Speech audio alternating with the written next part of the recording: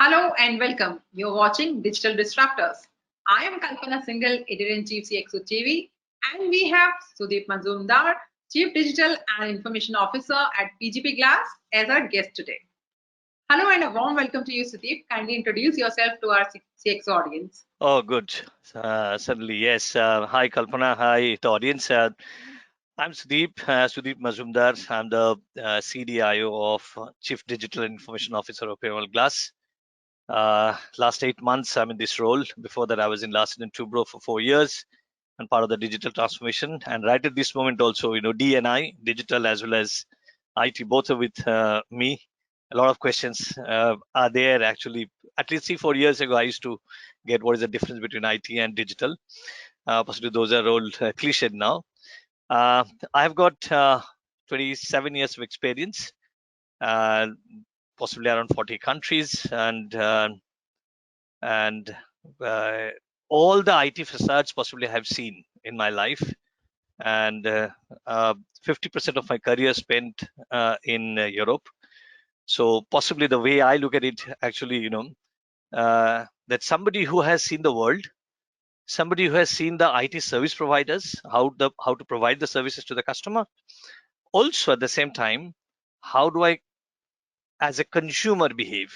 So what will be my perspective as a consumer? Because when I'm working for Piramal Glass, L&T, RPG, all these companies, what is my role as a service consumer? So kind of I balance between the two. Possibly that's what I bring onto the table. Apart from quite long experience, quite rich experience working with some of the largest multinationals around the world. So many of the manufacturing businesses are finding it tough to maintain its supply chain. What has been your experience in streamlining your supply chain? And what is the supply chain strategy you follow? Oh, thank you very much. So as I said, I'm in 8 months in the company, but obviously I've seen that, what has been done and what's going on and what's the future. Certainly, Piramal Glass is one of the leaders in this industry. I mean, the glass container manufacturing industry is one of the global leaders. And our 70% market is export market, actually, and Europe, US, both. US predominantly, but we're expanding into Europe, and we'd like to expand more and more. As you know, that we have been, it was part of the Piramal group, and now it has become part of Blackstone portfolio, because Blackstone has bought it out 100% recently by $1 billion. It's a 36-year-old company, and it's a container glass manufacturing is quite a bit of niche compared to the entire manufacturing, if I take it that way. And it requires a lot of relationship with the supply chain partners, whether it's the sourcing agencies or the logistics partner, the freight partners, etc. I think we did a great job in in maintaining that relationship, and placing the demand in a proper way. Because, as I said to you, that our demand actually per se was fine overall, right? One segment took the hit, another segment actually took the lead. So that way, actually, we could do certain amount of work in terms of supply chain. Inbound supply chain, we had some problem initially, because suddenly it came down. If you look at the COVID market, it came down heavily. That lockdown, and quite suddenly. So during first 1.5 months, actually, we faced trouble, but within times, and because of our kind of emergency services kind of the connotation that we have, especially on the food and beverage as well as in the pharmaceutical sector, so we got the cooperation of the government as well, and we could restore the supply chain, the truckers, etc. Very well. And we actually, if you look at, every truck is now actually tracked to GPS.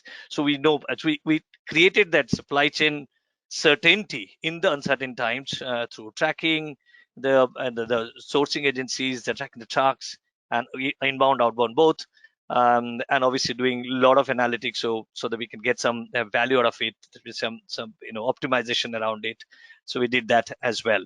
So overall supply chain, yes, we had trouble at the beginning and at the end of the year. End of the year is a global problem that you see, that the Suez Canal problem, or it's a problem with the containers across the world, right? You saw that how the ports are jammed actually at this point in time, whether it's California, whether it's Rotterdam, everywhere. So we face that kind of challenges, but because of that, we had to take obviously different kinds of strategy to deal with the container providers, the supply chain providers. They're global in nature.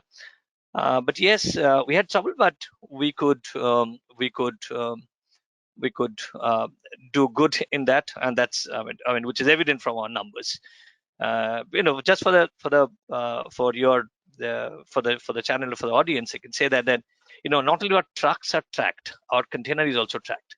So sea freight, when it goes into the main sea or the ocean, it's actually those containers also we track, so that we created a lot of certainty in the customer's mind, and very uncertain time, because people don't know even we will be able to produce or not.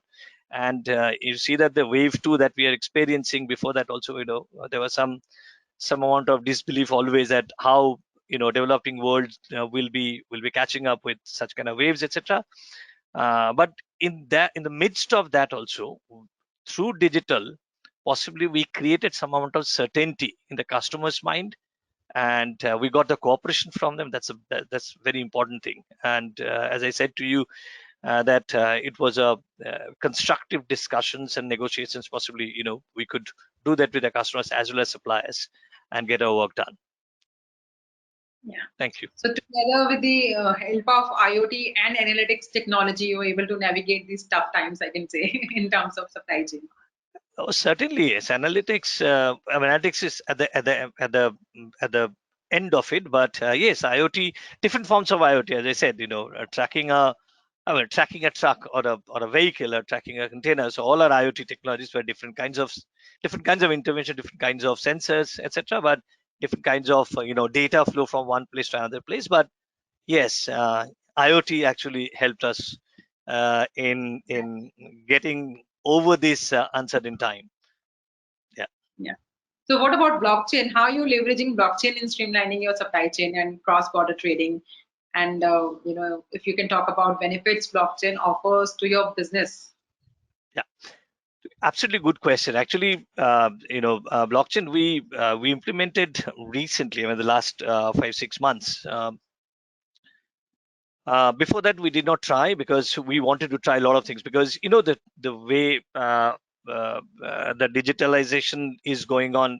Obviously, we have a strategy for that. But as far as the blockchain is concerned, we tried out with some of the processes which are cross-border trade, and we have seen early success. And we believe that we can now further scale up to even our customers and customers bank as well. We did with the customers as well, but not customers bank. But now we are actually expanding and scaling it up for multiple customers and multiple customers bank, our bank, all put together. And we believe that it's a huge future for us, because especially uncertain time, when it's difficult to get the right information at the right point in time. So I think blockchain in future, when we scale up more, it will be absolutely good for entire ecosystem, not only for us, but our suppliers, our carriers, our customers, the banks on both sides. I think it'll be great for us. And we have seen early success, and clearly that the transparency that we created.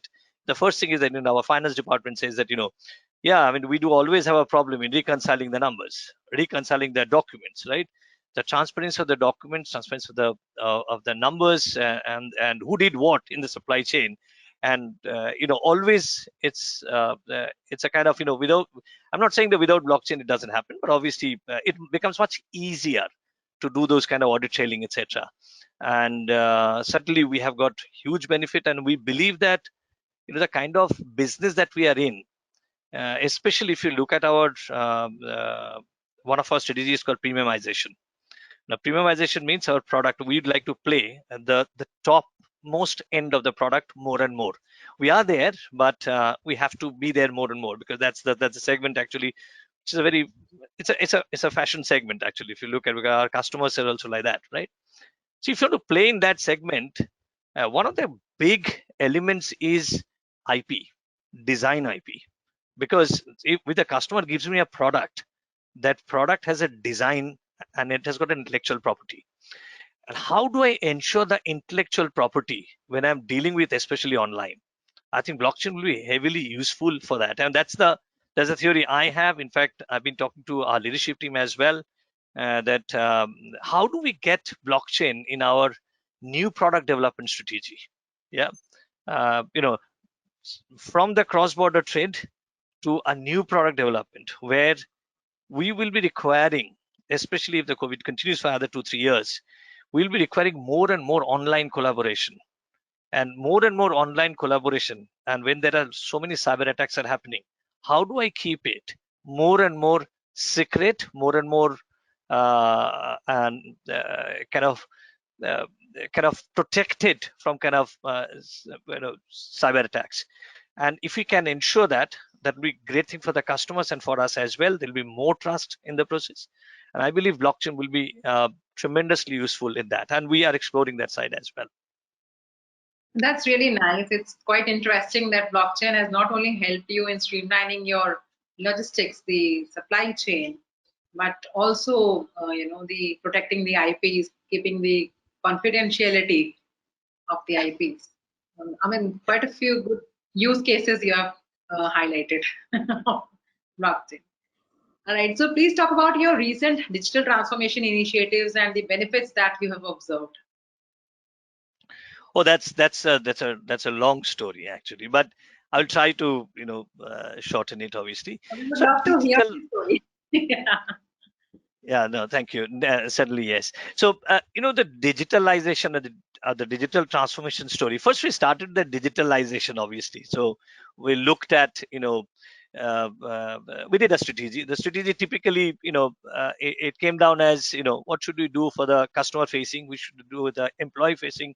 What should we do in the manufacturing side as well? So, our production, manufacturing, that area. So efficiency, the manufacturing, customers, CX, so the customer experience, and employee experience are the three. And there are certain other things as well. Yeah, all these 3-4 verticals that we created first, or supply chain. Sorry, that's supply chain transformation as well. So 4 verticals kind of we created, and each of these verticals then we looked at what are the things that we can do. Like in case of like this manufacturing first thing is that we do have a number of plants, right? We do have 3 plants here. We do have a plant in Sri Lanka. We do have 1 plant in US. So first thing we looked at that, um, IoTization first thing, right? Of course, our plants. So we're in the manufacturing, or what kind of manufacturing? We're in the obviously process manufacturing. Typically, if you look at the process manufacturing, there are already sensors, DCAs, PLCs. All these things are there, right? But first of all, we possibly before the digitalization so-called, we did not harness the data and kind of found it useful. We didn't take it also, right? Even if we took it, we haven't done a great bit of analytics, possibly advanced analytics, possibly. Yes, of course, we did a lot of analysis, but random forest we haven't done before that, right? So existing data, existing PLC sensors, etc. So what more we could do? So we could clearly carve out some of the digital interventions where we require some more sensors and our digital platform as well. So a manufacturing platform, IoT platform, I would say, so that we can get all the data into that and at least see that as a transaction engine and how the machine is performing. What is the OE? What is the different other metrics we do have? So what is the yield? What is the efficiency, etc. That's one part of it. Now in the customer experience side, obviously, we started with a lot of technology, like we did VR, we did AR. We did the complete mobile-based catalog for the products because we have 10,000 plus SKUs, right? We did that. So we tried to feed our sales force, our sales and marketing engine with a lot of different technologies. Obviously, some of the technologies are, it's a kind of, it's a new ways of doing business. So not necessarily that everything will be taken very nicely, even by the users, right? So though our heart will be there to do it, but it is all about again human, right? They have to use it, they have to think that or they have to feel that this is useful for them. So, but we tried out all these points. Then one of the points actually that came up, which is kind of part of the manufacturing but part of the customer experience, as well, remote inspection, which is last 1 year that we have faced. Remote inspection, people used to come from the customer said they used to come physically to our plant to take a batch and then take those bottles in one room and look at physically one by one. Suddenly there is a need of no, not doing it on, I mean, we have to do it online. How do you do it online? Now there's a, I know that, a lot of interesting topic will be coming up, but let me just give a brief on that, that we are trying to look at, what kind of solution will be there. And the moment you get into that, I have got at least 10 technology partners actually came in, technology service providers actually. There's a lot of AI guys came in, a lot of designer guys came in. But one big thing, if you ask me, that we have understood, the glass is different than any other product, right? Most of the uh, you know the work on the uh, on the on the AI or spectro, that area is basically based on light, and light reflects from a surface, and that is the basis of everything. Unfortunately, glass actually passes the light through. So this is a big problem for the glass industry. I think this is a fascinating story. I will not go too much in that because this is what my learning is for the last 8 months. And because I never worked with a glass, to be honest, I worked with different kinds of metal, different kinds of other material which absorbs the light or reflects the light. Nothing is passing through. So the things that we have done earlier, and suddenly I faced a lot of challenges because it's not that technology doesn't allow us to do it. So anyway, so that's that remote stuff, which is also kind of, I would say, part of the CX, right? Similarly, the EX part, where employee experience, where we do have we implemented the smart glass, etc., because there's the plant tours, etc., needed to be done. There are a lot of mobility, etc. So different, and the supply chain, I talked about it earlier, right? So these four verticals, different interventions, around 15 to 20 interventions we have done over the last 3-4 years. Some have worked very well, some are some haven't, and some need to be done better and go to that next level of kind of evolution, and we are working on it. So overall, if I look at the digitalization journey, which is, I put it this way, that a lot of experience and data collections have gone into that area. Now the next part is actually what we did last year, as I talked about, is the advanced analytics journey, which is actually where we are talking more transformation. See, if you look at earlier, we are talking about more of process transformation. Now we are talking about a value transformation. So it's a completely different lens. If you have collected so much of gigabytes or terabytes of data, and if you have done it, what are you doing about it, right? How do you see your manufacturing area? How do you optimize your furnace temperature? How do you optimize your energy? The sustainability is a big thing. So how do you do the energy analytics through advanced logging of data and as advanced algorithms? So these are the points actually. Now last year actually we worked with McKinsey, and I think it's a very different way of looking at the data and exploiting the digital.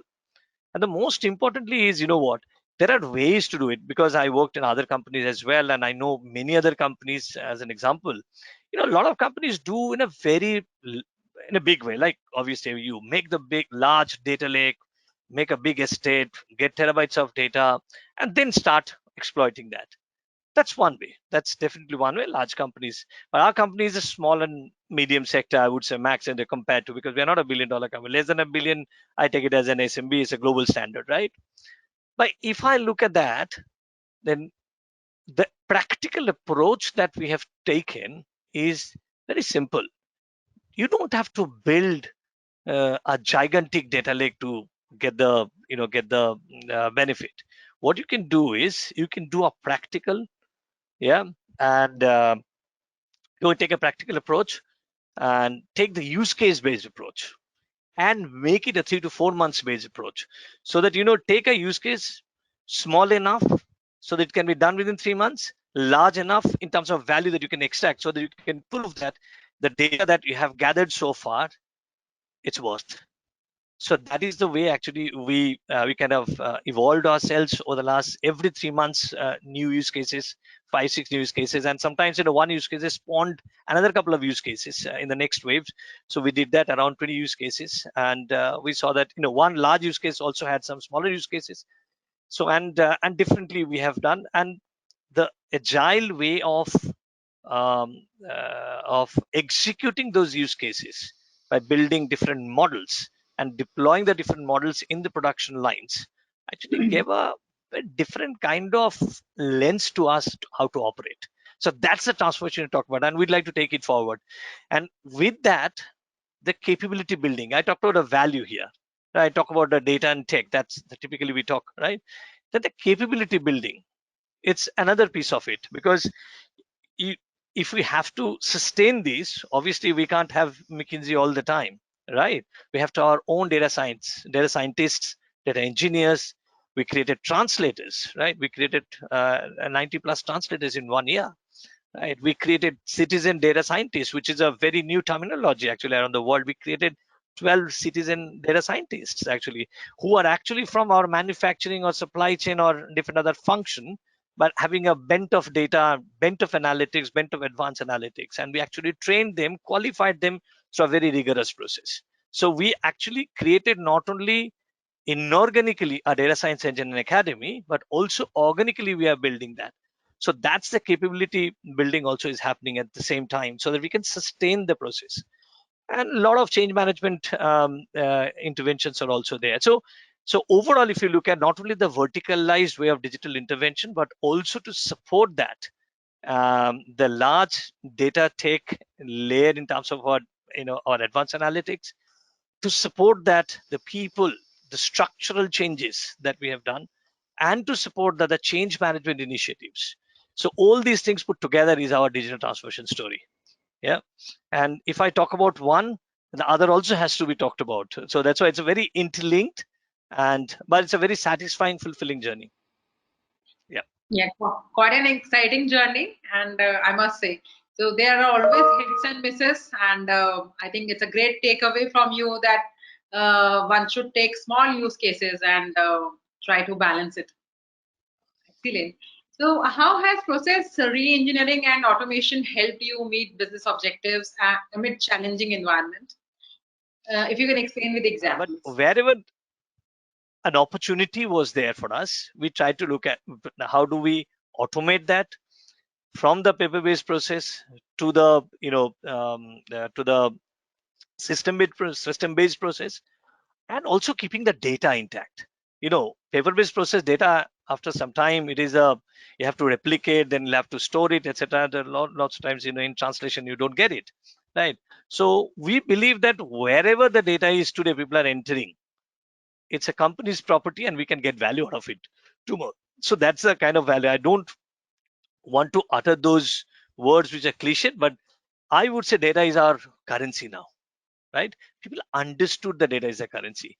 Of course, if you ask me that, has everybody understood? It's a process. It's a transformation process that we are going through. And automation is obviously this part and parcel of digital journey. Whether the automation has been done within a process, the automation has been done within a system, whether automation done through high-end sensors in the manufacturing setup as well. So it's part and parcel of it. Yeah.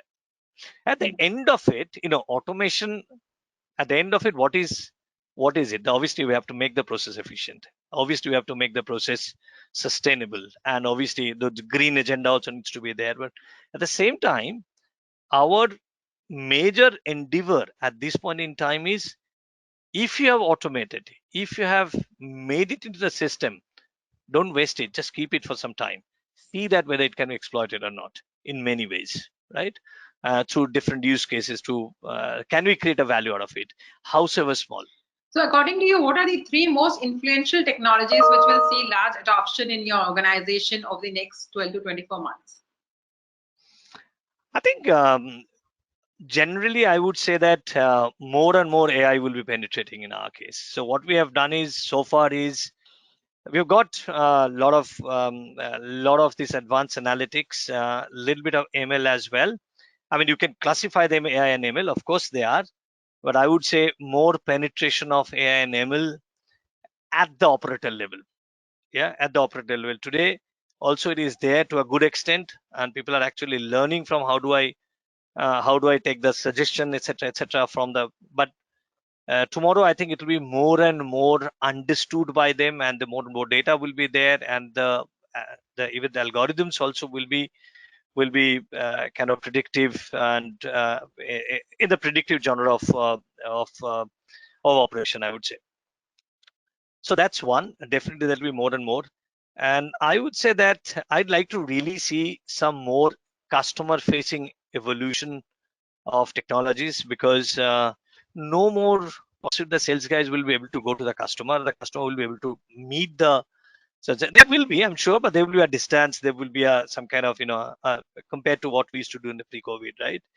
So I think there has to be more and more online, better, richer experience of communication. Today also we are looking at a lot of 2D stuff. I think 3D is coming up in my view, right? And not only the interaction that I'm doing with you right at this moment, the 2D plane, how can it be done in 3D plane? I know there's a lot of other, bandwidth, etc. So the question mark, obviously 5G is evolving, but as the 5G is evolving and 5G is coming up and then more will be deployed, I think these part of the interaction part, how do I show a product in front of you will feel like a physical product? How do I stand in front of you and talk about a product or a contract? It's like just in a 3D space, very reality driven, rather than a very kind of a 2D kind of environment. I think that's coming up very much, and you like it or not, people have to use it more and more, because I think the interactions will be quite less. And the face-to-face interaction will be quite less. And that particular part, I see that logic can be developed, because if you look at today, when we run a workshop, we face sort of a lot of difficulties, right? I know a lot of boards are there. You do have whiteboards, a lot of these Teams and Zoom, so the world, they have created something, but still that experience is not coming. In fact, I was talking to one of my friends. I was saying that every laptop will be just like a mobile tomorrow, like touchscreen.